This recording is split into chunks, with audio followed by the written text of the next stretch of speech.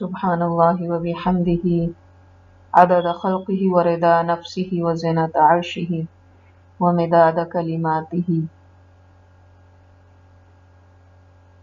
الحمد للہ علی کل حال.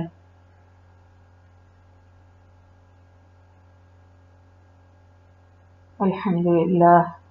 لہ الاسماء الحسنى والصفات العلی والمجد والکمال. وصلی اللہ تعالی علی خیر خلقہ محمد وآلہ واصحابہ اجمعین. رب اشرح لی صدری ویسر لی امری واحلل عقدۃ من لسانی یفقہوا قولی.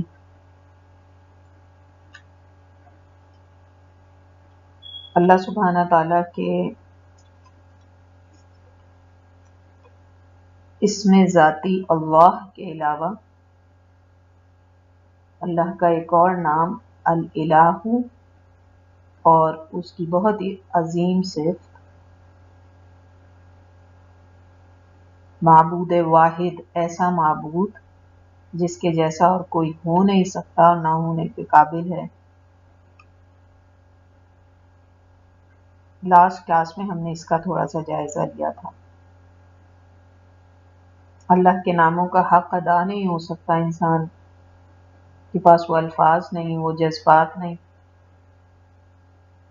لیکن جو تھوڑی بہت کوشش ہم کریں انشاءاللہ تعالی اللہ اس کو قبول فرمائے. انشاءاللہ اللہ سے امید ہے کہ ان ناموں کا کچھ خلاصہ ہماری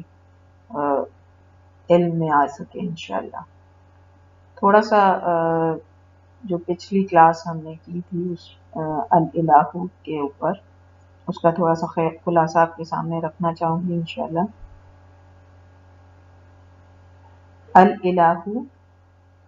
جس کے معنی ہم نے سمجھے وہ واحد معبود، ایسا جس کے جیسا اور کوئی ہو نہیں سکتا اور نہ ہونے کے قابل ہے.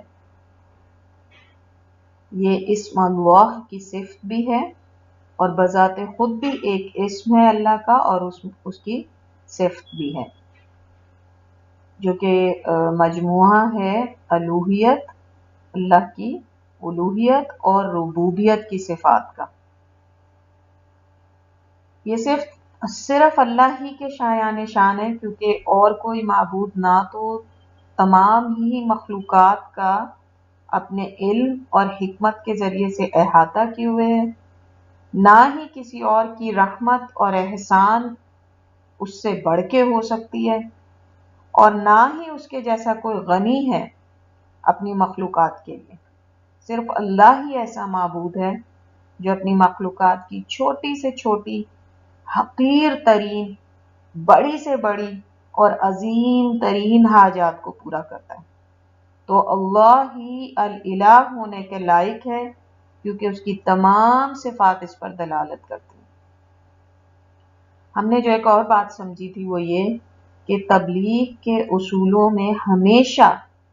توحید کی طرف دعوت دینا ہی اولین اور عظیم ترین عمل ہے.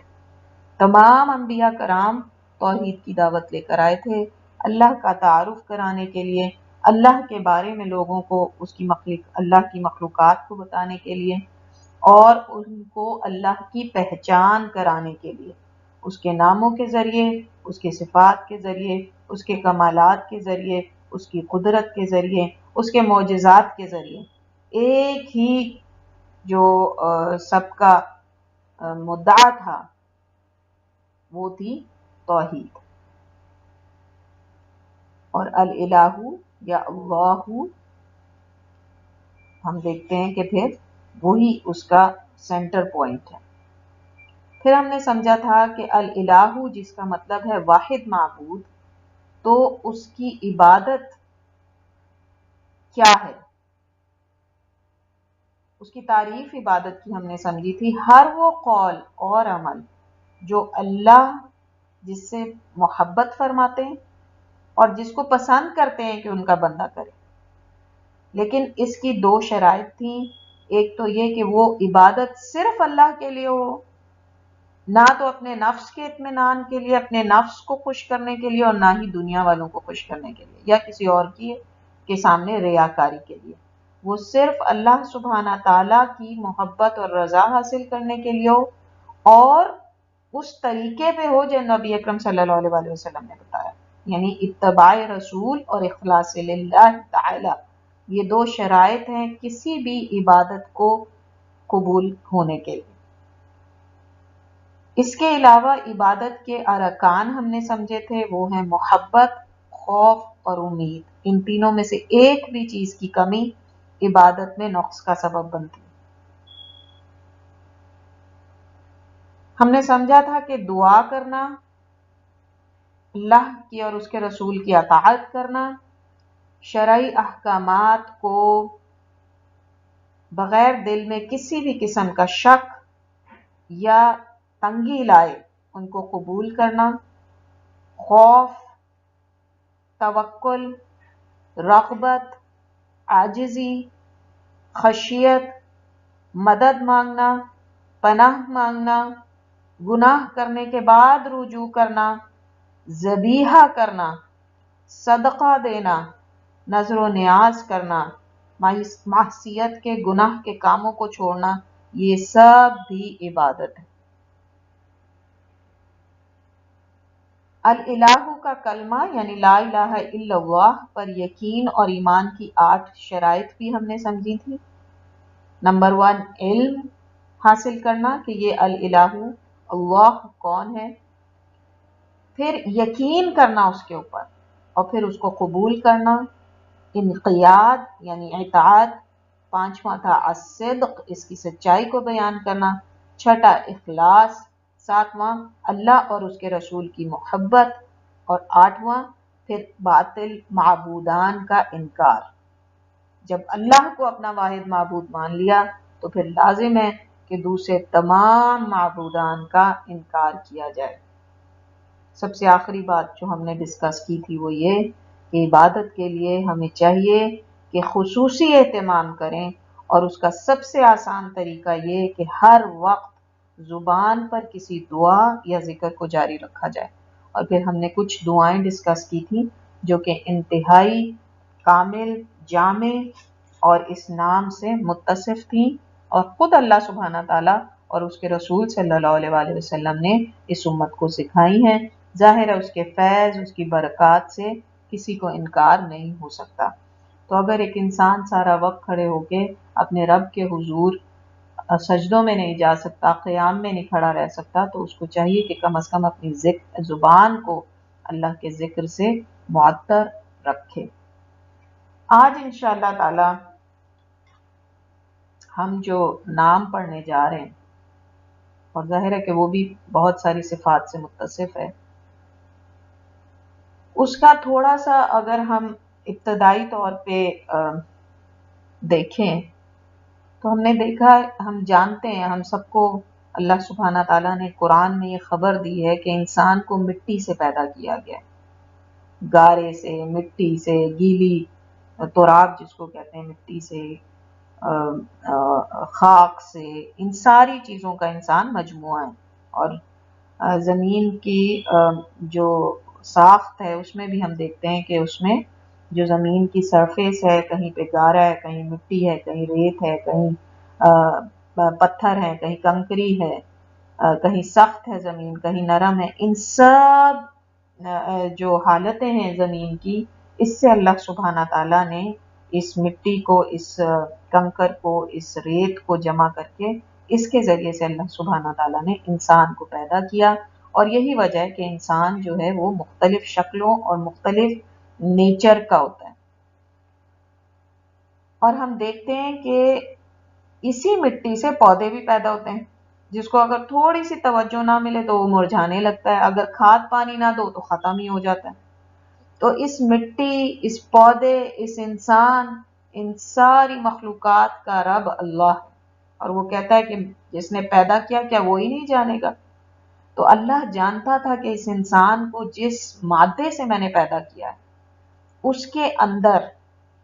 یہ بات شامل ہے کہ انسان کی فطرت میں یہ جذبات ہوں گے کہ کوئی اس سے بڑا، اس سے طاقتور، اس پہ رحم کرنے والا کوئی ایسا ہو جو جس سے وہ مانگ سکے، جس سے وہ اپنی حاجتیں پوری کروائے، جس سے وہ شدید محبت کرے، اس کے آگے جھکے، جس سے وہ سہارا مانگے، جو ہو کہ جو ہر حال میں اس کا دکھ درد دور کرنے والا ہو، جس سے وہ اپنے رازوں کو بیان کرے اور جس سے وہ اپنے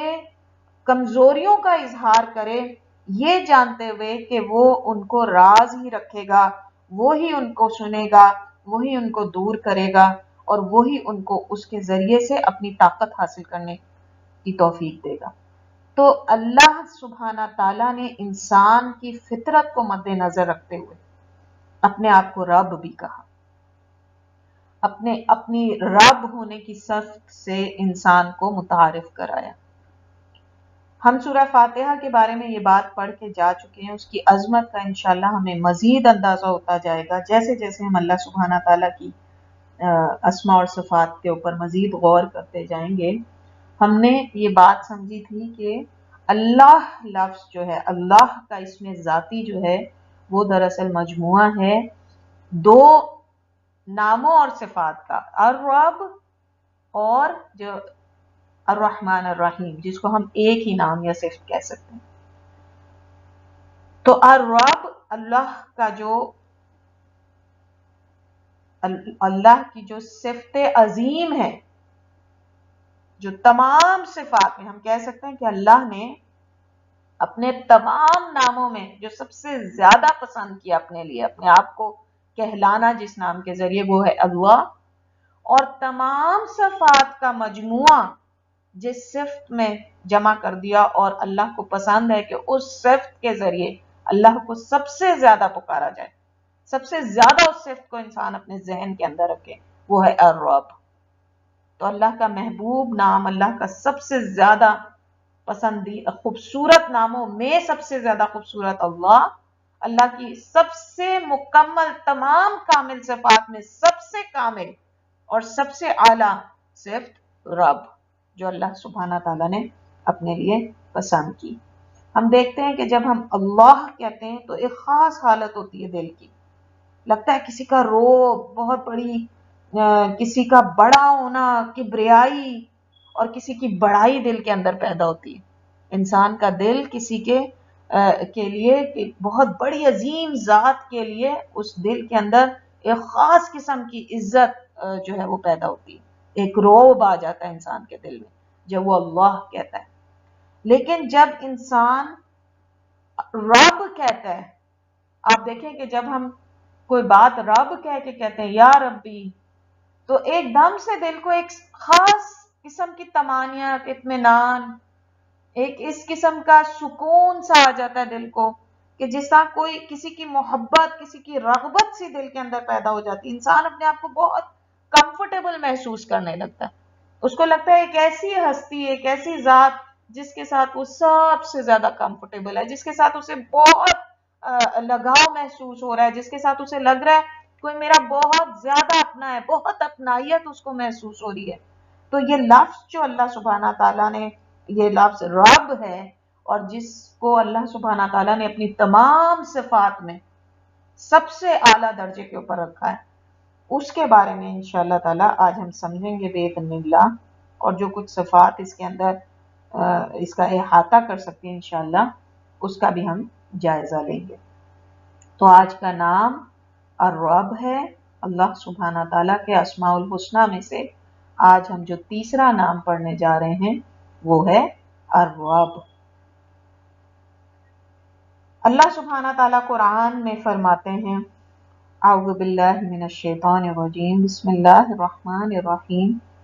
الحمدللہ رب العالمین۔ سورہ فاتحہ، تمام تعریفیں اس رب کے لیے ہیں جو تمام عالموں کا رب ہے۔ پھر اللہ سبحانہ تعالیٰ سورہ انعام میں فرماتے ہیں، قل ان صلاتی و نسکی و محیای و مماتی للہ رب العالمین۔ کہہ دو کہ میری نماز، میری عبادتیں، میرا جینا، میرا مرنا سب اللہ رب العالمین کے لیے ہے۔ سورہ انعام ہی میں اللہ سبحانہ تعالیٰ فرماتے ہیں، قل اغیر اللہ ابغی ربا وہو رب کل شیء۔ پھر سورہ تکویر میں، وما تشاءون الا ان یشاء اللہ رب العالمین۔ سورہ یاسین میں، سلام قولا من رب الرحیم۔ تو یہ مختلف جگہیں جہاں پہ اللہ سبحانہ تعالیٰ نے قرآن میں یہ لفظ یہ صرف اپنے لیے استعمال کی ہے۔ ہم دیکھتے ہیں کہ قرآن کے اندر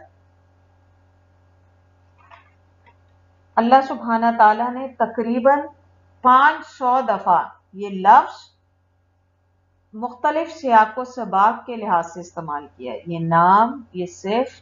اللہ سبحانہ تعالیٰ نے تقریباً 500 دفعہ جو ہے وہ اپنے لیے استعمال کیا ہے۔ رب کا مطلب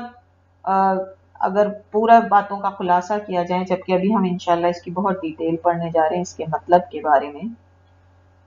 تو رب کا مطلب ہے اپنے تمام مخلوقات کو تدبیر اور مختلف طریقوں سے اپنی نعمتوں کے ساتھ پالنے والا۔ خاص ایک خصوصی معنی بھی آتے ہیں کہ اپنے چند چنے ہوئے بندوں کے دلوں میں روحوں اور اخلاق کی اصلاح کرنے والا، ان کی تربیت کرنے والا۔ تو ایسے لوگ جو یوزلی بہت زیادہ روحانیت کی طرف چلے جاتے ہیں اور چاہتے ہیں کہ ان کی خاص طور پہ اللہ سبحانہ تعالیٰ جو ہے وہ تربیت فرمائیں، یا ہم بھی جب الحمدللہ جب کسی علم کے حاصل کرنے کی کوشش کر رہے ہوتے ہیں تو ہم اللہ سبحانہ تعالیٰ سے کہتے ہیں ربی زدنی علما۔ تو رب لفظ لگا کے یہ صرف یہ نام لے کے خصوصی طور پہ جو لوگ اس خاص میدان کے اندر، اگر ہم یہاں پہ ذکر کریں تو جو تبلیغ کرنے والے ہیں یا جو لوگوں کی اللہ کے رستے میں تربیت کرنے والے ہیں، وہ خصوصی طور پہ اور انبیاء کرام کو بھی ہم دیکھتے ہیں کہ وہ رب لفظ لگا کے رب کا اسم استعمال کر کے اللہ کا رب کی صفت کو سامنے رکھتے ہوئے اللہ سبحانہ تعالیٰ کی دعائیں مانگا کرتے ہیں۔ تو یعنی ہم کہہ سکتے ہیں کہ خالق ہے، مالک ہے، مدبر ہے، مربی ہے، منعم ہے۔ اور ہم دیکھتے ہیں کہ مشرکین مکہ اللہ کو رب مانتے تھے مگر اس کی الوہیت کا انکار کرتے تھے، اس کے واحد معبود ہونے کا انکار کرتے تھے۔ تو اللہ تعالیٰ قرآن میں ان سے پوچھتے ہیں کہ ان سے پوچھو کہ کیا ان سارے ساتوں آسمانوں کو، اس زمین کو کس نے پیدا کیا ہے؟ تو یہ کہیں گے کہ ہاں اللہ نے پیدا کیا ہے، کہیں گے کہ ہاں رب العالمین نے پیدا کیا۔ لیکن پھر اللہ تعالیٰ ان سے شکوہ کرتے ہیں کہ جب شکر کرنے کا وقت آتا ہے تو وہ طریقہ نہیں اپناتے جو اللہ سبحانہ تعالیٰ نے ان کو بتایا، یعنی اللہ کا شکر ادا کرو۔ نہ ہی اللہ سے خوف زدہ ہوتے ہیں بلکہ ان مردوں سے خوف زدہ ہوتے ہیں، ان بتوں سے خوف زدہ ہوتے ہیں کہ جو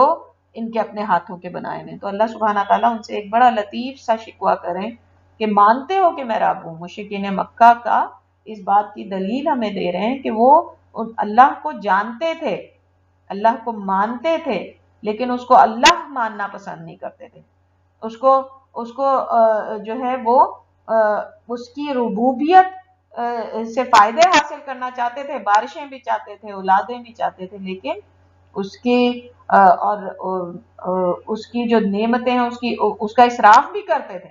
ان کو تصرف میں بھی لاتے تھے، لیکن یہ نہیں ماننا چاہتے تھے کہ یہ سب اللہ سبحانہ تعالیٰ نے دی ہیں اور ہمیں اسی کا شکر کرنا ہے اور اسی کی طرف موڑنا ہے۔ شیطان نے بھی ہم دیکھتے ہیں کہ اللہ کو رب ہی کہا تھا جب اس نے اللہ سے ایک بلا وجہ کا شکوہ کیا تھا کہ اللہ تو نے مجھے گمراہ کر دیا، تو اس نے رب ہی کہا اس کو، اللہ کو۔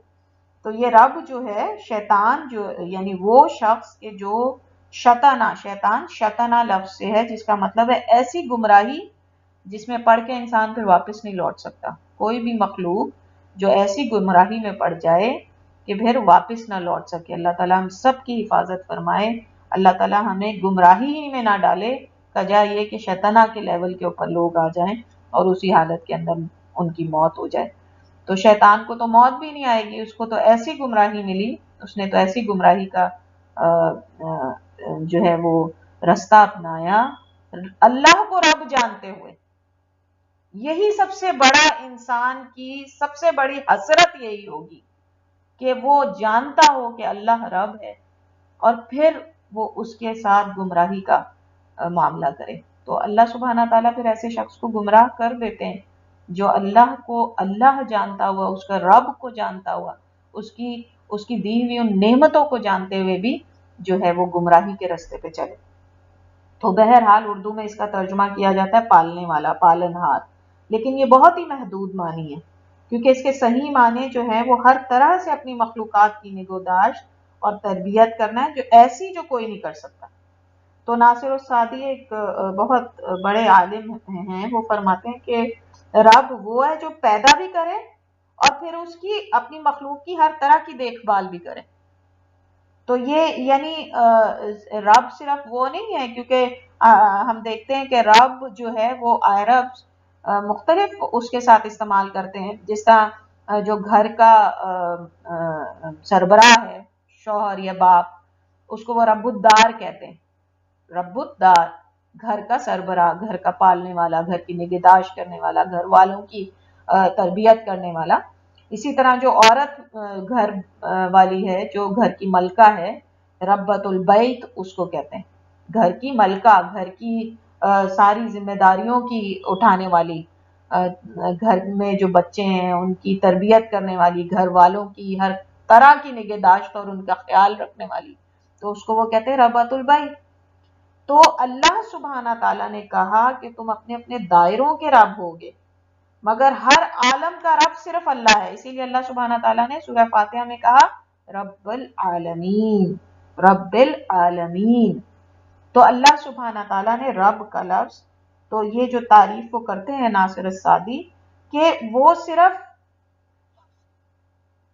تربیت اور ان کی اپنی مخلوق کی نگہداشت کرنے والا نہیں ہے، لازم یہ کہ پہلے انہیں پیدا بھی وہی کرے۔ تو رب کی مکمل تعریف جو ہوئی، تو یہ جو رب الدار، ربۃ المنزل ہوئی، ربۃ البیت ہوئی، یہ کون ہے؟ یہ پیدا تو نہیں کرتے ہیں نا، بے شک نگہداشت کریں ہیں، بے شک بہت محبت کرنے والے ہیں، بے شک ہر قسم کی ضرورتیں پوری کریں اپنے اوپر جو لوگ ڈیپینڈنٹ ہیں، لیکن انہوں نے انہیں پیدا نہیں کیا۔ تو اس لیے اللہ کو رب ہونے کا، صرف رب ہونا اللہ ہی کے لائق ہے، کیونکہ وہی ہے جو پیدا بھی کرتا ہے اور پھر اس کے بعد اس اپنی مخلوق کی ہر قسم کی ضرورتوں کو بھی پوری کرتا ہے۔ ابن الاثیر کہتے ہیں کہ رب جو ہے وہ لغت میں مالک، سید، مدیر، مربی، قائم، منعم، یعنی ان سارے الفاظ کے اوپر اللہ سبحانہ تعالیٰ کی صفات کی اور نام کی، اس کے اوپر وہ جو ہے وہ اطلاق ہوتا ہے۔ ابن قیم بہت ہی مفصل اس کو بیان کرتے ہیں اور بہت ہی اچھے طریقے سے، ہمیں شاید بات زیادہ سمجھ آ جائے کہ رب کن کن دائروں کے اوپر جو ہے اس کا اطلاق ہوتا ہے۔ وہ کہتے ہیں کہ رب وہ ہے جو قادر ہو، جو خالق ہو،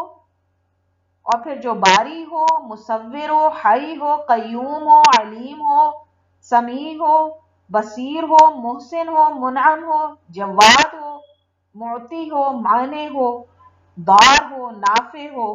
مقدم ہو، مؤخر ہو، یعنی وہ جو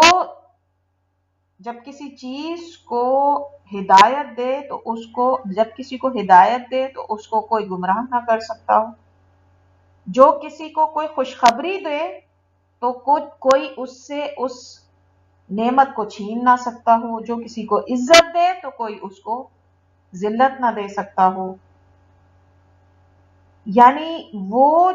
جس کے نام کے اندر تمام قسم کی وہ خوبیاں آتی ہوں کہ جو کوئی دوسرے سے واپس نہ لے سکتا، وہ ایسی نعمتیں دینے والا ہے، ایسی ضرورتیں پوری کرنے والا ہے، ایسی حاجتیں دوری کرنے والا ہے، ایسی پناہ دینے والا ہے کہ جو کسی سے پھر چھین نہ سکتا ہو، جو کسی سے لے نہ سکتا ہو، وہ صرف وہی ہے جو رب ہی کر سکتا ہے۔ تو وہ یعنی وہ کہتے ہیں کہ اس نام کے اوپر جو غور کرنے کی چیز ہے وہ اس بات کے اوپر دلالت ہے کہ وہ ایسا قائم ہے جو خود سے قائم ہے، جو ایک تو وہ ہے اور پھر وہ قائم ہے، اور اس کو قائم رکھنے کے لیے وہ کسی پہ ڈیپینڈنٹ نہیں ہے۔ کسی کو جس طرح ہمیں قائم رکھنے کے لیے ہم اللہ پہ ڈیپینڈنٹ ہیں، اللہ سبحانہ تعالیٰ اگر نہ چاہے تو ہم اپنے پیروں پہ کھڑے نہیں رہ سکتے، تو زندگی کا قائم رہنا کیا سوال پیدا ہو سکتا ہے۔ اور پھر وہ ہر شے کے اوپر قائم، ہر چیز کے اوپر، چاہے وہ خیر ہو چاہے وہ شر ہو، اور پھر وہ قائم ہے اپنے عرش کے اوپر قائم. اس کو ضرورت پیش نہیں آتی کہ وہ اپنے عرش سے اتر کے اس کو کہیں اور جانا پڑے. اور پھر وہ اپنی تدبیروں کے ذریعے، تدابیر پہ اس کو ایسا ملکہ حاصل ہے، ایسا پرفیکشن ہوتا ہے اس کی تدبیروں کے اندر کہ جو ان تدبیروں کو نہ تو رد کر سکتے ہیں نہ پلٹ سکتے ہیں. کوئی ایسا نہیں ہے کہ جو اللہ نے ایک فیصلہ کر دیا تو پھر کوئی اس کے اندر اپنے فیصلے کو مسلط کر سکے. تو یہ ایسا رب ہے ہمارا کہ جس کی تدبیریں ہر طرف سے انسانیت کو گھیرے ہیں، اور وہ ہر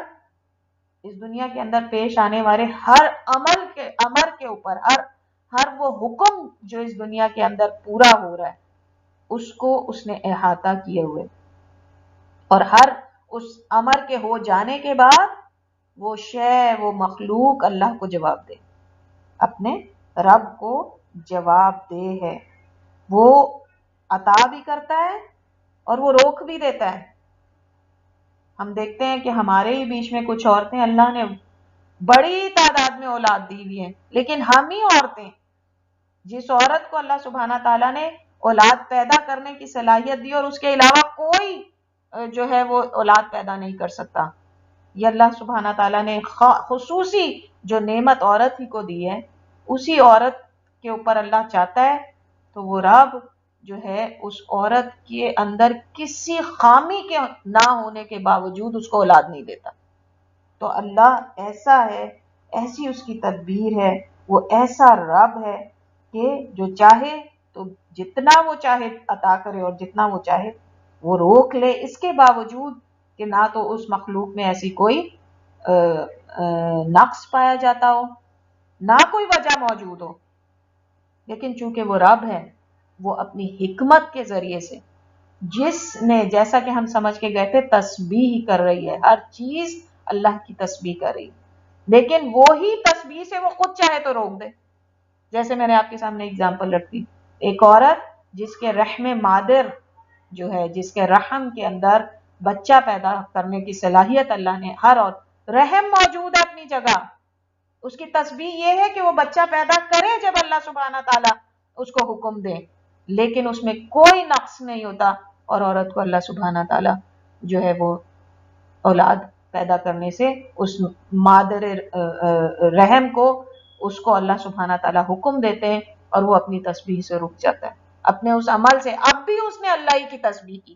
اس عمل سے رکنے کے بعد بھی اس نے اللہ ہی کی تسبیح کی. کیوں؟ کیونکہ اب جو حکم اللہ نے اس پہ نازل کیا اس نے وہ قبول کر لیا. ہم دیکھتے ہیں کہ دریا کا کام ہے کہ وہ بہے، لیکن اللہ، اور یہ اس کی تسبیح ہے کہ وہ بہتا رہے، لیکن اللہ سبحانہ تعالیٰ اسی دریا، اس سمندر کو پھاڑ کے دو حصوں میں ڈیوائیڈ کر دیتے ہیں، اور موسیٰ کو کہتے ہیں کہ اپنی قوم کو لے کے اس سے گزر جاؤ. اب اس کا رک جانا، اس پانی کا رک جانا اور اپنی عام نارمل تسبیح سے رک جانا، اب اس کی تسبیح یہ ہے کہ اللہ کے نئے حکم کو بجا لائے اور رک جائے. تو اللہ سبحانہ تعالیٰ یہ رب، وہ رب ہے جو اپنے ملائکہ کے ذریعے سے اس دنیا والوں کو عطا بھی کرتا ہے، اور جو جن چیزوں سے چاہے روک بھی دیتا ہے. پھر یہ وہ رب ہے جو چاہے تو کسی کا مقام بلند کر دے. ہم دیکھتے ہیں، ہم سب عام انسان ہیں، سبھی انسانوں کے اندر کوئی خاص انسان کے علاوہ جب بھی آپ کسی مرد یا عورت کو دیکھیں تو کیا ہم کسی دوسرے نام سے اس کو بلاتے ہیں؟ نہیں، ہم اس کو انسان ہی کہتے ہیں. لیکن انہی انسانوں کے اندر اللہ سبحانہ تعالیٰ کسی کے درجے بلند کر کے وہ رب کسی کو رسول بنا دیتا ہے، اور کسی کو اتنا گرا دیتا ہے، اس قدر اسفل السافلین میں سے ہو جاتا ہے کہ اسے فرعون بنا دیتا ہے، اس کو شیطان بنا دیتا ہے، اس کو اور ایسے جتنے بھی کیریکٹرز ہم جانتے ہیں، نمرود بنا دیتا ہے، کہ جو اتنے اپنے درجے سے نیچے گر جاتے ہیں کہ پھر انسان ہی ہونے کے باوجود ان کو انسانیت کا رتبہ نہیں ملتا. پھر وہ اللہ ہے، وہ جو ایسا رب ہے، اس کی ربوبیت یہ ہے کہ پھر وہ زندہ سے مردہ کو اور مردہ سے زندہ کو نکال سکتا ہے، اور کوئی رب ہونے کا دعوے دار ایسا نہیں کر سکتا۔ اور پھر یہاں پہ بڑی خوبصورت قسم کی مثال کچھ علماء دیتے ہیں کہ ہم اپنی اولاد کی طرف سے، ہم اپنے کچھ رشتوں کی طرف سے ایسے وہ ہو جاتے ہیں، مایوس ہو جاتے ہیں کہ جس طرح سے ہمارا دل مردہ ہو جاتا ہے، کہنا چاہیے ہمارا دل ان کی طرف سے مردہ ہو جاتا ہے۔ ہمیں لگتا ہے کہ اب ان کے اور ہمارے درمیان کبھی الفت یا محبت کا رشتہ نہیں پیدا ہوگا، یا ہمیں لگتا ہے کہ اب ہدایت پہ اس شخص کا آنا مشکل ہے، یا کبھی کبھی ہمارے دل کے اندر امید بالکل مر جاتی ہے۔ تو اس موت سے بھی اللہ سبحانہ تعالی امید ہی کے ساتھ ایسی حیات پیدا کرتا ہے کہ ان رشتوں کے جوڑ دیتا ہے جب ہم اس سے دعا مانگتے۔ تو یہ ہمارا رب جو ہے وہ اسی طرح دوسری ہم دیکھتے ہیں کہ زمین بنجر ہے، بے جان ہے، بذات خود اس میں جان نہیں ہے، لیکن اسی سے حیات والے پودے نکلتے ہیں، اسی سے انسان پیدا ہوتا ہے۔ کیونکہ کس طرح کہ جب وہ یہ اسی سے پیدا ہونے والی نباتات کو کھاتا ہے، اسی سے پیدا ہونے والی نباتات کو جانور کھاتے ہیں، ان کے یہاں اولادیں ہوتی ہیں، ہمارے یہاں اولادیں ہوتی ہیں، یہ سب کی یہ ایک چکر، سبحان اللہ، ہم جب اس کو ڈسکس کریں گے کیا خوبصورت زندگی کا سائیکل ہے، اور کیا خوبصورت پانی کا سائیکل ہے، اور کیا خوبصورت یہ سب کون کر رہا ہے؟ رب کر رہا ہے۔ اور یہ کس کے لائق ہے؟ صرف رب کے لائق ہے۔ تو ہمارا اللہ وہ رب ہے جو ان سب کے اوپر واحد وہی جو ہے وہ قائم ہے، واحد وہی ہے جو قادر ہے ان سب کے اوپر۔ پھر وہ رب اس بات پہ قادر ہے کہ لوگوں کی توبہ قبول کرے، یا اگر وہ توبہ کر لیں تو ان کو آدم کے درجے پہ پہنچا دے، اور اگر وہ توبہ نہ کریں گناہ کرنے کے بعد تو ان کو شیطان کی ذلت دے دے، اس قدر ان کو ذلیل کر دے، اس قدر ان کو دنیا کے والوں کے سامنے حقیر کر دے، اپنے تکبر، اپنے غرور اور اپنے گناہوں کے اوپر اصرار کی وجہ سے، کہ وہ شیطان کے درجے پہ گر جائیں۔ یہ وہ رب ہے کہ جس کے ہاتھ میں قبضہ ہے، چاہے تو اپنے خزانوں کی منہ کھول دے۔ ہم دیکھتے ہیں کہ کچھ لوگ بلینئر ہیں اس دنیا کے اندر، کیا کیا انہوں نے بھی کوشش کی، بہت سے لوگ ہیں جو اخلاق سے کوشش کرتے ہیں، لیکن ان کے اکاؤنٹ کے اندر اتنے پیسے بھی نہیں مہینے کے اینڈ کے اوپر بچتے کہ وہ اگلے مہینے کے لیے یہ سوچ سکیں کہ اگر 4 دن میں چھٹی کر لوں اپنی نوکری سے تو کیا میں سروائیو کروا سکتا ہوں اپنے گھر والوں کو۔ میں اس دن دیکھ رہی تھی یوم مزدور کے اوپر، ایک مزدور کہہ رہا تھا آپ ہی منائیں یوم مزدور، ہم نے تو اگر آج چھٹی کر لی تو رات کو ہمارے گھر میں چولہا نہیں جلے گا۔ تو یہ وہ رب ہے کہ جس کو چاہے، اور سب اس کے برابر کے انسانوں، ہر انسان سے اللہ برابر کا اس نے ذمہ داری لی، ہر انسان کی، جس مخلوق کو اس نے پیدا کیا اس نے برابر کی ذمہ داری لی۔ لیکن اس کی حکمت یہ ہے اس رب کی کہ جس کو چاہے اس کی اوپر قبض کر دے،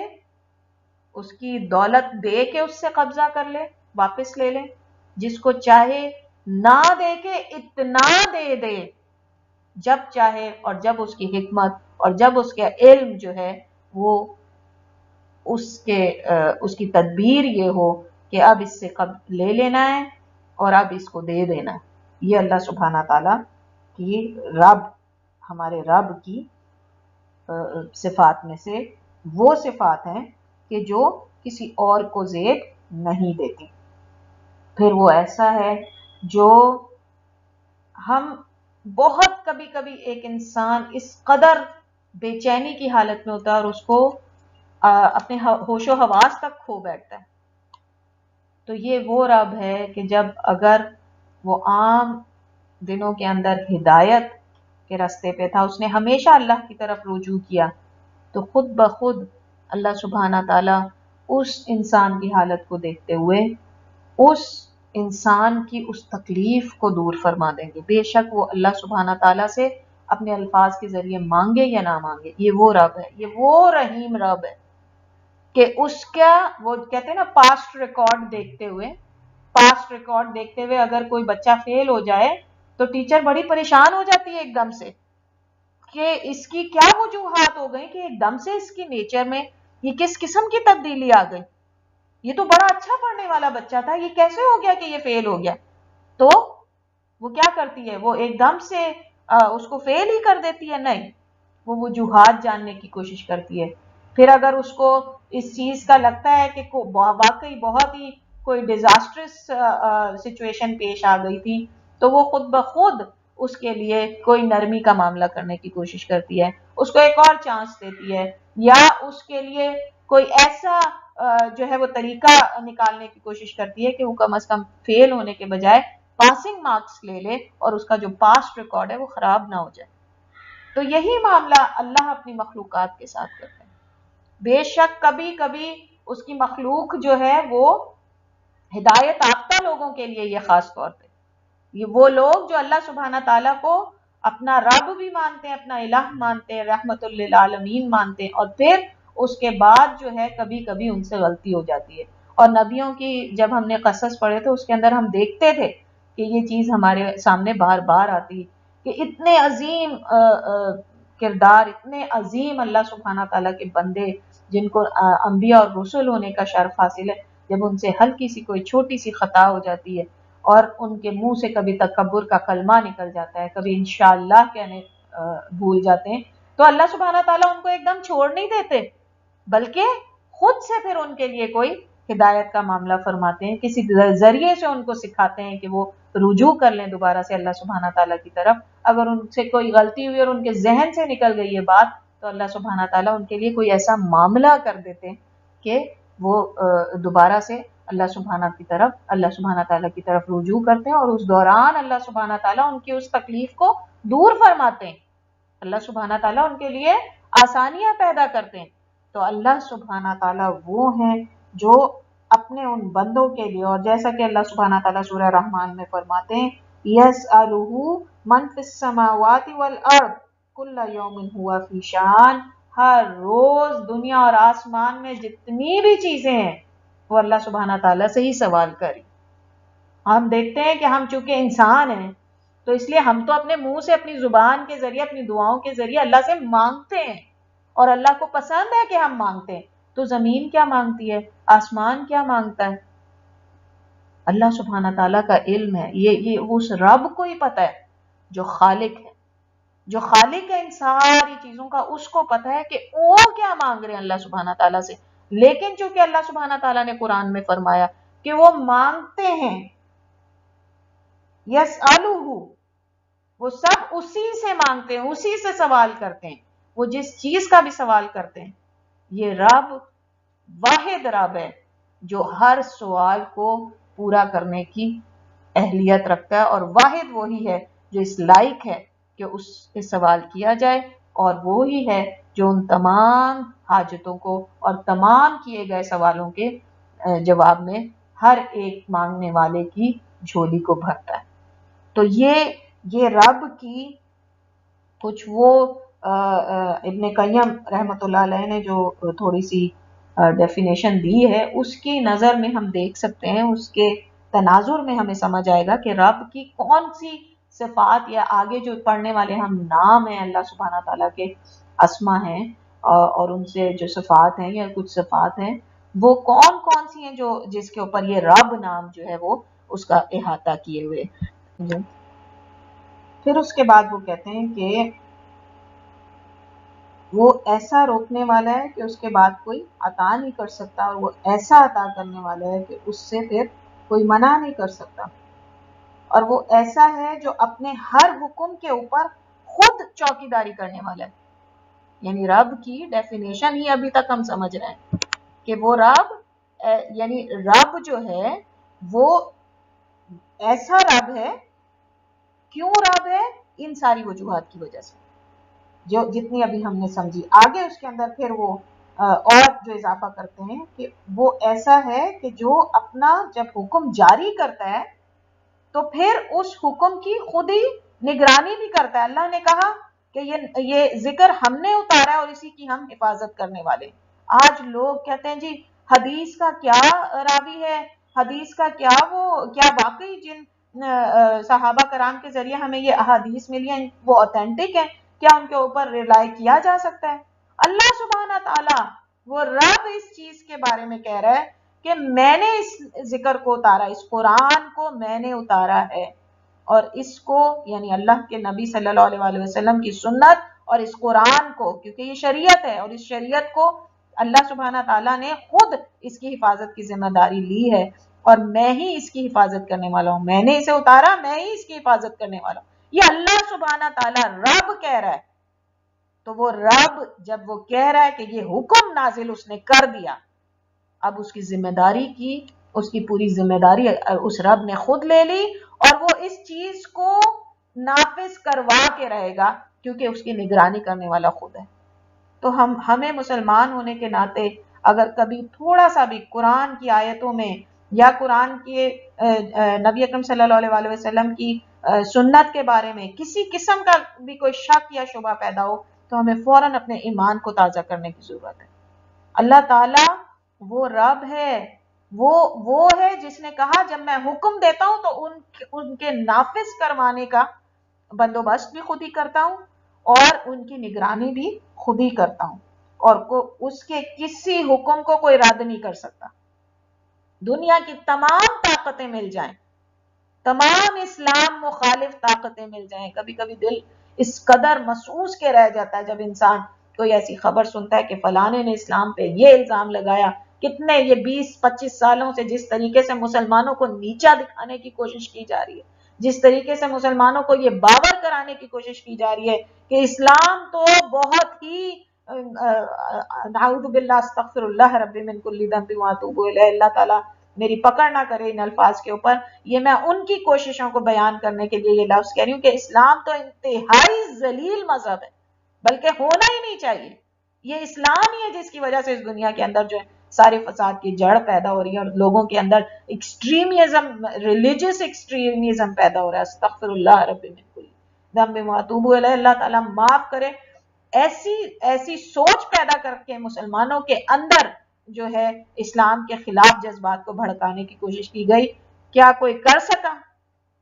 قرآن الحمدللہ اسی طریقے سے بغیر تحریف کے موجود ہے۔ اس اسلام کو اللہ سبحانہ تعالیٰ نے اتنی عزت دی ہے کہ دنیا کے اندر سب سے زیادہ پھیلنے والا مذہب ہے، کوئی روک نہیں سکتا، کسی کے اندر طاقت نہیں کہ اللہ کے اس حکم کو روک سکے۔ اس رب کے سامنے کسی کی اتنی کھڑے ہونے کی کوئی قائم نہیں رہ سکتا اللہ سبحانہ تعالیٰ کے کسی حکم کے آگے۔ اللہ نے حکم دے دیا، اللہ نے یہ حکم نافذ کر کے چھوڑنا ہے کہ اللہ نے اسلام کو پسند کر لیا، اور اس کو کوئی نیچا نہیں دکھا سکے گا۔ تو اللہ سبحانہ تعالیٰ وہ رب ہے کہ اس کے کسی جاری کردہ حکم کو پھر کوئی رد کر نہیں سکتا۔ اسی طرح ہم دیکھیں کہ شریعت کی بہت ساری ایسی چیزیں ہیں جس کے بارے میں لوگوں کے دلوں کے اندر جو ہے بہت وسوسے پیدا کرنے کی کوشش کی جاتی مسلمان امت کے دل کے اندر، اپنے جو غیر مسلم ہیں اپنے معاشرے کے پازیٹیو وہ پہلو لا لا کے دکھانے کی کوشش کرتے ہیں کہ دیکھو تمہاری شریعت کے اندر تو یہ حکم ہے جو تمہارے اندر یہ پابندیاں لگاتی ہے، ہمارے ہاں بھی تو دیکھو یہ اس کے اپوزٹ ہو رہا ہے، لیکن ہم تو پراسپر کر رہے ہیں، ہمارے معاشرے تو بہت اچھے اور سوفسٹیکیٹڈ اور سیولائزڈ ہیں، تو تمہیں بھی اپنے اندر سے یہ تمام احکامات کو نکال دینا چاہیے، ان تمام شرعی احکامات کو ختم کر دینا چاہیے۔ اللہ سبحانہ تعالیٰ کہتا ہے میرا حکم جو نافذ ہونا ہے وہ ہو کے رہے گا، چاہے دنیا کے تمام لوگ اس کے خلاف تدبیریں کر لیں۔ اور ہم دیکھتے ہیں کہ مسلمان ریزسٹ کرتا ہے، جو اللہ سبحانہ تعالیٰ کی اس رب کی جو یہ صفت ہے کہ اس کے حکم کے خلاف کوئی جا نہیں سکتا، اللہ سبحانہ تعالیٰ مسلمانوں کے دلوں میں اتنی اس بات کے لیے ریزسٹنس پیدا کر دیتا ہے کہ وہ اپنے مذہب سے ہٹنے کو تیار نہیں ہوتے۔ یہ کون ہے؟ یہ رب ہے۔ دنیا کی تمام طاقتیں مل جائیں، اس ایک رب کے ایک حکم کو نہیں بدل سکتی جو اس نے نافذ کرنے کا حکم دے دیا ہو۔ پھر رب کے لیے ہے کہ اس کے کسی کلمے، اس کی کہی ہوئی کسی بات کا کوئی بدل نہیں ہے۔ اگر کوئی جس طرح اللہ سبحانہ تعالیٰ چیلنج کرتے ہیں نا کہ تم کو یہ ایک آیت ہی بنا کے لے آؤ، ایک سورت چھوڑو، تم کو یہ ایک آیت ہی بنا کر لے آؤ، اللہ کی کسی بات کا کوئی بدل نہیں ہے۔ اس سے بھی ہم یہ سمجھ سکتے ہیں کہ اللہ سبحانہ تعالیٰ نے قرآن کے اندر جو بات کہہ دی، اس دنیا کا سب سے حکیم، سب سے عظیم سائنٹسٹ، اپنے آپ کو سب سے زیادہ علم والا بھی کوئی آ کے اس سے بہترین بات بدل کے نہیں رکھ سکتا قرآن کے اندر۔ اس شریعت میں جو اللہ سبحانہ تعالیٰ نے بہترین احکامات نافذ کر دیے، اس دنیا کے سب سے عظیم ترین سوچے سمجھے مفکر، بہت ہی کامیاب قسم کے کہنے چاہیے مینیجرز، وہ بھی آ کے کوئی ایک بھی اللہ کی بہترین شریعت کے کسی ایک چھوٹے سے حکم کا بدل بھی نہیں دے سکتے۔ تو یہ ہے وہ رب کہ جس کے کسی بات کا کوئی بدل موجود نہیں، پھر وہ ملائکہ اور روح حضرت جبرائیل کو بھیجتا ہے، جہاں چاہتا ہے ان کو بھیجتا ہے، اپنی پوری جو اس کی ملکیت ہے، جو اس کی سلطنت ہے، جہاں چاہے جس وجہ سے چاہے وہ فرشتوں اور جبریل علیہ السلام کو نازل فرماتا ہے۔ کوئی رب ہے، کوئی اور رب ہے جس کے ہاتھ میں اتنی بڑی طاقت ہو کہ وہ فرشتوں کو، کس قدر عظیم چیلنج ہے اللہ سبحانہ تعالیٰ کا یہ نام ان تمام خداؤں کے لیے جو اپنے آپ کو خدا سمجھتے ہیں، اور ان تمام انسانوں کے لیے جو سمجھتے ہیں کہ اللہ کے علاوہ بھی کوئی رب ہو سکتا ہے۔ کہتے ہیں حضرت عیسیٰ جو ہے وہ سولی پہ لٹکے ہوئے اور وہ ہمارے لیے سب کچھ کر دیں گے، ایک مردہ جو ان کے نزدیک مردہ ہے، ہمیں تو الحمدللہ اس کی حقیقت معلوم ہے۔ کیسے یعنی انسان کی عقل اتنی نیچے چلی جاتی ہے کہ اس کو نظر نہیں آتا کہ وہ ایسے رب کا موازنہ کرتا ہے اپنے بتوں کے ساتھ، کوئی ایشور بنا کے تو کوئی جیزس بنا کے، اور کوئی کچھ اور کوئی کچھ۔ اعوذ باللہ من الشیطان الرجیم۔ تو پھر اس کے بعد اللہ سبحانہ تعالیٰ وہ رب ہے جو انسان کے اعمال کو اس مقام پہ رکھتا ہے جہاں پہ ہونا چاہیے۔ اگر آج ہماری یہ کلاس ہو رہی ہے تو یہ رب العالمین کی حکمت ہی کا مظہر ہے۔ آپ میں اس کو نافذ نہیں کر سکتے تھے، آپ میں اس کو جاری نہیں کر سکتے تھے، آپ میں اس کو قائم نہیں کر سکتے تھے۔ یہ رب ہے جس نے اس عمل کے ہونے کو، اس عمل کے اسی مقام پہ اسی طریقے سے انہی لوگوں کے درمیان ہونے کو نافذ کیا۔ وہ ہے وہ رب، یہ ہے وہ رب، یہ رب کی اس ڈیفینیشن کے اندر آ جاتا ہے۔ اسی طریقے سے تمام جو اعمال پوری کائنات کے اندر اس کی مخلوق دن اور رات کے اندر کر رہے ہیں، صرف وہی اللہ اس کے اوپر قادر ہے۔ چاہے تو ان کو ہونے دے، چاہے تو انہیں روک دے، چاہے تو ان کی شکل بدل دے، چاہے تو ان کو اسی طریقے سے اس کے اندر اپنی حکمت ڈال کے اور بہتر بنا دے۔ یہ اللہ سبحانہ تعالیٰ کی اس رب کی جو ہے وہ قدرت ہے۔ پھر وہ رب ہے جس نے وقت کا نظام بنایا۔ آپ دیکھ رہے ہیں کہ کس قدر عظیم یعنی مثالیں ہیں اس رب کو سمجھنے کے لیے کہ جس نے اوقات کا نظام بنایا کہ یہ دن کے اوقات ہیں، یہ رات کے اوقات ہیں۔ کوئی رات کو دن نہیں کہتا، کوئی دن کو رات نہیں کہتا، چاہے کتنی ڈفرنٹ سویلائزیشن سے ہمارا تعلق، چاہے کوئی نان مسلم ہے کوئی مسلم ہے، کوئی دن کو رات نہیں کہے گا، کوئی رات کو دن نہیں کہے گا۔ بے شک انہوں نے رات کو دن بنا لیا، دن کو رات بنا لیا اپنی ایکٹیویٹیز کے ذریعے، لیکن کوئی دن کو دن اور دن کو رات اور رات کو دن نہیں کہہ سکتا۔ یہ اللہ سبحانہ تعالیٰ نے، پھر 24 گھنٹے ہی ہوں گے اس میں، کوئی اس کو 12 گھنٹے کا، 8 گھنٹے کا، 11 گھنٹے کا نہیں بنا سکتا۔ ایک دن کاؤنٹ ہوتا ہے 24 گھنٹے پہ، پھر ایک گھنٹہ کاؤنٹ ہوتا ہے 60 منٹ پہ، پھر ایک ہفتہ کاؤنٹ ہوتا ہے ایک ہفتے پہ، ایک مہینہ کاؤنٹ ہوتا ہے یا 29 یا 30 دن کے اوپر۔ عیسائیوں نے 31 کر لیا اس کو۔ تو یہ اللہ سبحانہ تعالی کا اس رب کا یہ تمام تخلیقات اس اللہ کو رب بناتی۔ پھر وہی اللہ ہے جو ہر تدبیر کے ذریعے سے اپنے ان تمام ربوبیت کی جو صفات ہیں ان کو نہ صرف یہ کہ اس نے قائم کیا ہے بلکہ برقرار رکھے ہوئے، اور رکھے گا جب تک وہ چاہے گا، جب تک قیامت نہیں آتی، قیامت کے بعد بھی جب تک وہ چاہے گا ان تمام جو اس کی اوصاف ہیں اور جو یہ صفات ہم نے ڈسکس کی، ان تمام کو وہ چاہے گا تو قائم رکھے گا، اور جن کو چاہے گا ختم کر دے گا، جن کو چاہے گا ان کے ذریعے ان کے جگہ دوسری لے آئے گا، اور جن کو چاہے گا اللہ سبحانہ تعالیٰ جیسا چاہیں ان کو جس مقام پہ چاہیں رکھ سکتے ہیں۔ اللہ سبحانہ تعالیٰ کی جو یہ ربوبیت ہے یا رب ہونا ہے، اس کے بارے میں علماء کرام کہتے ہیں کہ اگر اس لفظ رب کے مکمل ترجمے کے لیے کسی بھی زبان میں کوشش کی جائے تو یہ ممکن ہے، اور ہم دیکھتے ہیں کہ یقیناً حقیقت یہی ہے۔ ابھی یہ ابن قیم رحمۃ اللہ علیہ کی ڈیفینیشن اور اس کی جو تھوڑی سی ہم نے تشریح پڑھی، اس کے اندر آپ دیکھیے کہ ایک ایک، اگر ہم کہتے ہیں وقت کا قائم ہونا، اللہ کی یہ ایک تخلیق جو ہے، اس کے اوپر بھی انسان بیٹھے تو کتنا غور و خوض کر سکتا ہے۔ تو یقیناً درست کہتے ہیں علماء کرام، اور بالکل جنہوں نے اتنی تحقیقات کی ہیں وہ کتابوں کی کتابیں انہوں نے لکھ دی، اور وہ تمام کے تمام ایک ہی ڈیفینیشن جو ہے وہ نہیں پیش کر سکے، سب کی جتنوں کی بھی میں نے پڑھی سب کی مختلف تھی۔ تو سبحان اللہ، یہ یعنی رب لفظ ایسا ہے کہ جس کے اندر اگر دنیا کے تمام معنی بھی سمونے کی کوشش کی جائے مختلف زبانوں کے، تو بھی اس لفظ کا حق ادا نہیں ہو سکتا۔ انسان جو ہے وہ اللہ سبحانہ تعالیٰ کے اوپر محتاج ہے، اس کے رب ہونے کی وجہ سے۔ اللہ سبحانہ تعالیٰ کی جو ربوبیت ہے اس کے اندر ایک تو یعنی ایک پورے عالم کے لیے،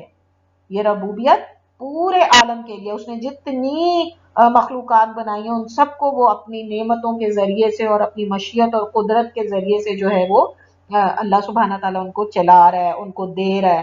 اور پھر ہم سب اسی کے محتاج ہیں اس کے لیے۔ اور اسی طریقے سے ہدایت ہے، اس کے لیے بھی تمام مخلوق کے لیے اللہ سبحانہ تعالیٰ نے ہدایت رکھی ہے، اسی طریقے سے تمام نعمتیں اپنی مخلوقات کے لیے رکھی ہیں۔ تو یہ سب اللہ سبحانہ تعالیٰ کامل طریقے سے ان سب کی ذمہ داری لیے ہوئے، یعنی اللہ سبحانہ تعالیٰ کی اگر ہم رب کو دیکھیں تو اس کی صفات ہمیں زیادہ نظر آ رہی ہیں، اور ان صفات کو ہی سمجھنے کے بعد رب کہتے ہوئے ہمارے دل کو وہ جو ہے اپنائیت محسوس ہوگی۔ تو اللہ سبحانہ تعالیٰ جو ہیں وہ کہتے ہیں کہ یعنی اللہ سبحانہ تعالیٰ کی ربوبیت کی جو ذمہ داری، اس کے اندر ایک ذمہ داری کچھ علماء کرام کہتے ہیں کہ یہ بھی ہے کہ وہ تربیت کرتا ہے، ہدایت دیتا ہے لوگوں کو۔ تو ایک تو یعنی عام قسم کی تربیت ہے، چاہے وہ شیطان ہے، چاہے وہ انسان ہے، چاہے وہ ملائکہ ہیں، چاہے وہ حشرات الارض ہیں، چاہے وہ نیک ہیں، چاہے وہ گناہگار ہیں، چاہے کافر ہیں، چاہے مومن ہیں، چاہے خوشبخت ہیں، چاہے بدبخت ہیں، جو بھی ہیں، یہ ان سب کو اللہ سبحانہ تعالیٰ ان کی تربیت سے مراد یہ کہ نشو و نما اور ان کی ذمہ داری اٹھانا اپنی تخلیق کے ذریعے اور اپنے رزق کے ذریعے، یعنی کافروں کو بھی اللہ ہی اولاد دے رہا ہے، اللہ ہی ان کو بھی رزق دے رہا ہے، اسی طرح اپنی تدبیر کے ذریعے ان کے لیے بھی اللہ سبحانہ تعالیٰ اچھے وسائل پیدا کرتا ہے، نوکریوں کے، اچھے گھر بار کے، اور اچھے کمانے کے، دنیا میں شہرت حاصل کرنے کے، ان کے لیے بھی اللہ سبحانہ تعالیٰ یہ نعمتیں اور تدبیریں کرتا ہے۔ اور اسی طریقے سے اللہ ہی جو ہے ان کے لیے جس چیز کو روکنا ہے روکتا ہے، اور جس چیز کو عطا کرنا ہے عطا کرتا ہے۔ وہی ہے جو ان کو سربلندی دیتا ہے اس دنیا کے اندر۔ بہت سارے ہم لوگ دیکھتے ہیں نان مسلموں کے بھی بہت فیمس ہیں، وہی ان کے لیے، یعنی یہ تمام چیزیں تو عام ہیں ہر مخلوق کے لیے اللہ سبحانہ تعالیٰ کی۔ یہ نشو و نما اللہ سبحانہ تعالیٰ نے ہر ایک سے وعدہ کی ہے، اللہ تعالیٰ ہر ایک کو دے گا، لیکن ایک تربیت یا نشو و نما خاص ہے جو اس کے اولیاء کے لیے، وہ ان کے لیے ہے جو ایمان میں بڑے ہوئے، وہ اپنے رب کے لیے جو ایمان، یعنی وہ خاص طور پہ ہم کہہ سکتے ہیں مسلمان، ہر مسلمان اس کے اندر شامل ہے،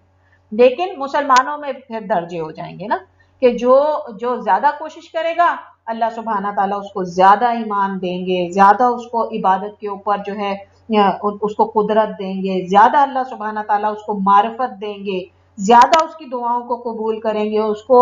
کو گناہوں سے اور ظلمات سے نکال کے نور کی طرف لے کر آئیں گے، اس کے لیے آسانیاں پیدا کریں گے۔ اللہ سبحانہ تعالیٰ خود قرآن میں کہتے ہیں کہ جو ہدایت پہ چلنا چاہتا ہے اللہ تعالیٰ اس کے لیے راستے آسان کر دیتے ہیں،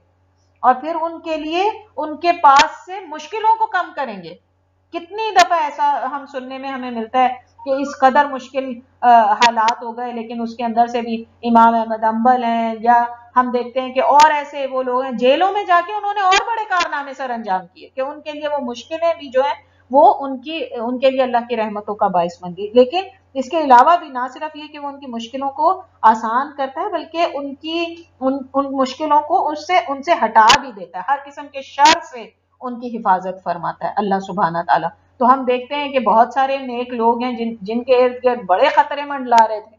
لیکن اللہ سبحانہ تعالیٰ نے نبی اکرم صلی اللہ علیہ وسلم کو جب وہ ادھر گئے دعوت کے اوپر، تو وہاں پر ان کو جا کے پتا چلا کہ ان کے خلاف یہودیوں نے سازش کی ہے کہ وہ ایک دیوار کے سائے میں بیٹھے ہوئے تھے اور اوپر سے جو ہے انہوں نے سازش کی کہ وہ پتھر پھینک کے استغفر اللہ خدا نہ خواستہ نبی اکرم صلی اللہ علیہ وسلم کو جو ہے وہ ہلاک کر دیں گے۔ اللہ سبحانہ تعالیٰ نے اس سے پہلے کہ وہ اپنی تدبیر کرتے، اللہ سبحانہ تعالیٰ نے ان کو وہاں سے بحفاظت نکال لیا۔ تو یہ اللہ سبحانہ تعالیٰ پھر اپنے یہ خاص نشو و نما، یہ خاص نگہداشت ہے جو اللہ سبحانہ تعالیٰ پھر اپنے نیک لوگوں کے لیے، اپنے اولیاء کے لیے کرتے ہیں۔ تو یہ اللہ سبحانہ تعالیٰ کی دو اپنے، وہ رب ہے سب کا، لیکن جو عام قسم کے لوگ ہیں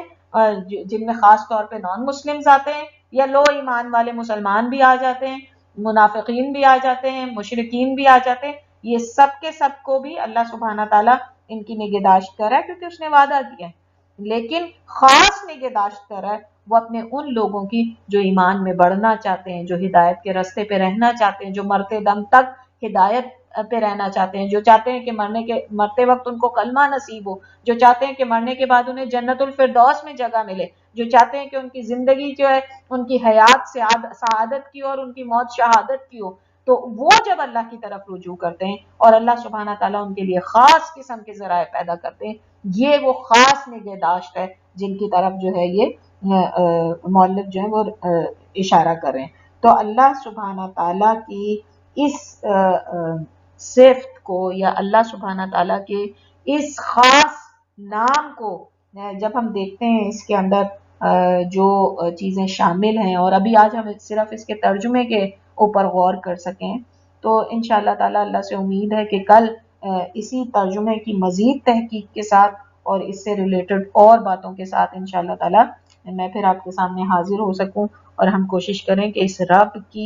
اس رب نام کی اور اس کی صفات کی جو مزید ڈیپتھ ہے اس کو ہم انشاءاللہ تعالیٰ سمجھ سکیں، اور ہم اپنے رب کے اور قریب ہو سکیں، اور اپنے رب کی محبت میں اور اضافہ کر سکیں، اور ہم دیکھیں کہ ہماری زندگیوں میں جو رب موجود ہے وہ ہماری ہر حاجت کو دور کرنے والا ہے۔ ہمیں ضرورت ہی نہیں کہ اپنی کسی چھوٹی سے چھوٹی چیز کے لیے بھی کسی اور کی طرف ہم مڑیں، چاہے اس کے لیے اگر میں کہوں اپنے شوہر ہی کیوں نہ ہو، چاہے ہم وہ لوگ جن کے اوپر اپنے باپ ہی کیوں نہ، جن کے اوپر ہم اپنے آپ کو ڈیپینڈنٹ سمجھتے ہیں، اگر ہم سمجھتے ہیں کہ اس کے اندر بھی ہمیں جو ہے وہ مشکل پیش آ رہی ہے، تو ہمارا رب ہمارے لیے کافی ہے۔ اور اللہ سبحانہ تعالیٰ سے جس طرح ہم صبح اور شام یہ وعدہ کرتے ہیں اور اس بات کا اظہار کرتے ہیں اپنے دل کا کہ رضیت باللہ ربا وبالاسلام دینا وبمحمد نبی ورسول صلی اللہ علیہ وآلہ وسلم، تو ہم اللہ سبحانہ تعالیٰ سے اس بات کا اظہار کرتے ہیں کہ اللہ کے اپنا رب ہونے کے اوپر ہم راضی ہیں۔ اللہ تعالیٰ اسی ایمان کے ساتھ ہمیں اپنے پاس بلائے جب وہ ہم سے راضی ہو، آمین یا رب العالمین۔ آج کی کلاس انشاءاللہ یہیں ختم کرتے ہیں، اور کل انشاءاللہ تعالیٰ یہیں سے الرب کے ساتھ ہی آپ کے سامنے حاضر ہوں گی۔ کسی کو کوئی بات کہنی ہو، کچھ ایڈ کرنا ہو، کوئی سوال پوچھنا ہو، تو انشاءاللہ تعالیٰ ہم 5 مزید منٹ لگا لیں گے اس کے اوپر۔ مجھے معلوم ہے آج پہلا روزہ ہے اور ظاہر ہے کہ تھوڑا سا روٹین بنانے میں بھی ٹائم لگے گا۔ وعلیکم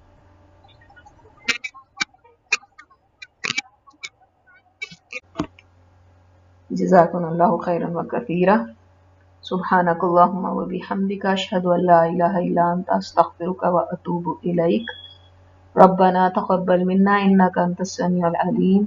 وتب علينا انك انت التواب الرحيم، وصلى الله تعالى على خير خلقه محمد وآله واصحابه اجمعين برحمتك يا ارحم الراحمين۔